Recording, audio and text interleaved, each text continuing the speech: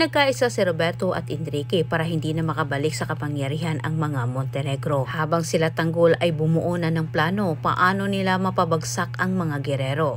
Sinabi ni Tanggol, hindi sila basta-basta makagalaw dahil wala silang kapangyarihan ngayon. Ngunit may malupit na paraan na isip itong si Tanggol. Anya nito, pailalim umano nilang tirahin ang kanilang mga kalaban upang sa ganitong paraan unti-unti umano silang bumagsak. Si Garcia ang nag-iisang taong naisip ni Tanggol para mag-espeya sa kanila sa loob ng presintong Inleia. Sa pamagitan umano ni Garcia, malalaman umano nila ang mga plano ni Rigor laban sa kanila. Subalit sa kabilang banda, naniniwala naman itong si Garcia na kailangan niyang isuko itong si Tanggol sa kanyang mga kasamahan para malinis ang kanyang pangalan sa mga ito. Subalit sa kanyang pagdating, taliwas ang nangyari sa kanyang inasahan. Mag-isang sinugod ni Garcia ang kuta nila Tanggol at pinilit niya ang mga ito na sumuko sa kanya. Subalit dahil sa malaking utang na loob ni Garcia dito kay Tanggol, umatras ang dalaga. Bagkus binalaan niya ang mga ito na delikado na sila sa mga mata ng mga parak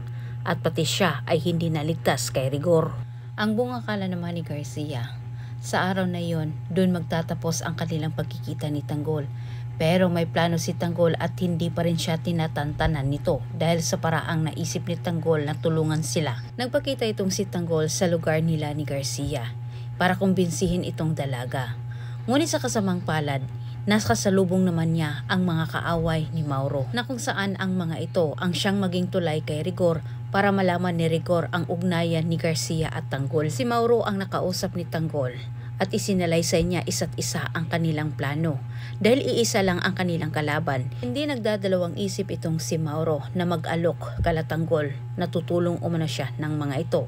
Gagawin umano siya ng espiya. Pika ni Mauro, siya umano ang maging mata ni Tanggol sa mga kalaban. Samantalang pinagbigyan naman ni Tanggol ang hiling ni Garcia sa kanya na puputulin umano niya ang kanilang pagkakaibigan.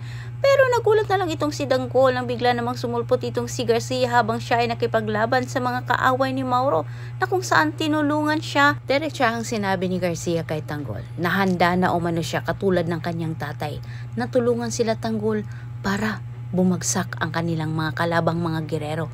At lalong-lalo na itong si Rigor umano. Pinakilala din ni Tanggol kay Garcia ang pagkatao ni Rigor sa pamagitan ng pagkwento at hindi ito nagustuhan ni Garcia. Bagay na dito rin na pagtanto ni Garcia ayon sa nakikita niyang ugali ni Rigor. Subalit pinag-iingat naman ni Tanggol itong si Garcia ngayon dahil sigurado siya na hindi magtagal biglang susulpot umano ang mga kasama nito para manmanan kung siya ay nun nagtatago. Sinosigurado naman ni Mauro, sinabi niya kay Tanggol, pinangako niya naligtas sila Tanggol sa kanilang mga kapitbahay at walang sino man umano ang magsasabi na doon sila nagtatago at kilala sila.